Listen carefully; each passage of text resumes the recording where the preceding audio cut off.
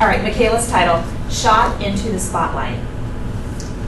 Hi, okay, so many of you probably have heard of Malala Yousafzai before, but you probably haven't known her name.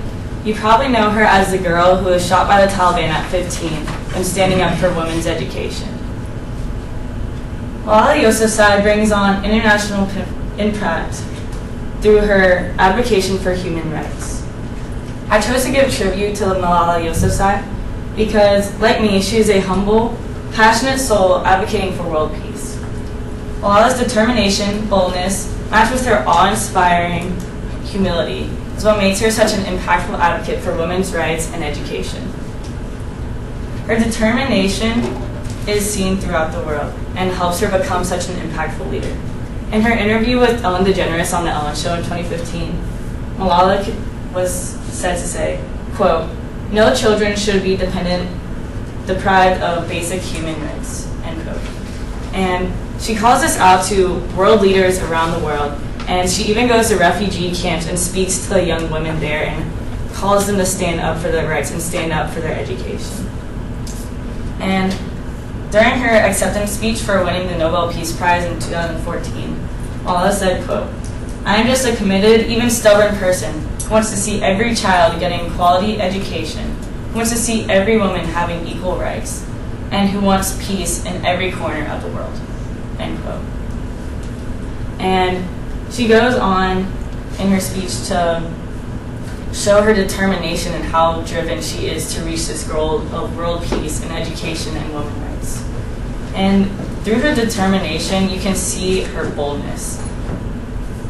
Again, in her Nobel Peace Prize acceptance speech, she said, quote, "I am here to stand up for the rights, to raise their voice. It is not time to pity them. It is time to take action," end quote. She was talking about the children without rights to education. She was talking about the children who are being taken out of their schools by the Taliban. And she was talking about all the people being deprived of education worldwide. She talks about the children in India and the children in other Middle Eastern countries and in other third world countries. And while addressing the Parliament of Canada in 2017 after she won an honorable Canadian citizenship, she said, quote, "When I was little, I used to wait to be an adult to lead. But I learned that even a child's voice can be heard around the world," end quote. And she's accepting an award in this speech, but even in accepting this award, she's literally calling out all of Canada to act out for human rights and stand up for what they believe in. And she calls to action the young women of Canada especially, and she tells them to quote, "Step forward and raise your voices," end quote. While she is extremely bold in all of her actions, she's also incredibly humble. Like I said earlier, she won the Nobel Peace Prize, and she's the youngest to ever receive this award. And during that acceptance speech in 2014, she said, quote, "This award is not for me. It is for those forgotten children who want education. It is for those children who want peace. It is for those voiceless children who want change," end quote. So not only is she accepting one of the most prestigious awards in the world, but she's not even saying the award is for her. It's for the people she's standing up for. And that's just so humble in my opinion. And in an interview with Jon Stewart on The Daily Show in 2013, he just talks about how incredibly humbling it is to even meet her and how humble of a human being she is.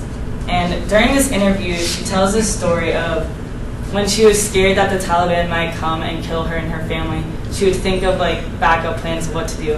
And so she had this plan that if the Taliban came to her house with a gun and held her at gunpoint, she was going to take off her shoe and beat them with the shoe.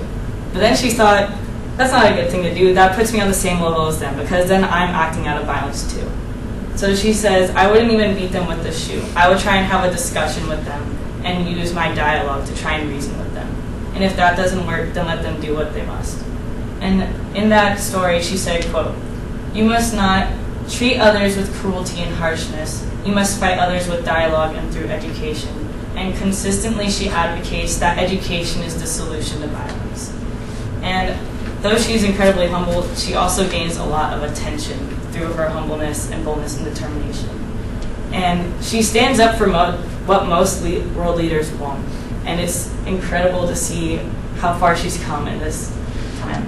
And though she was physically wounded by the Taliban and shot in the face, it only made her spirit stronger and her morals stronger.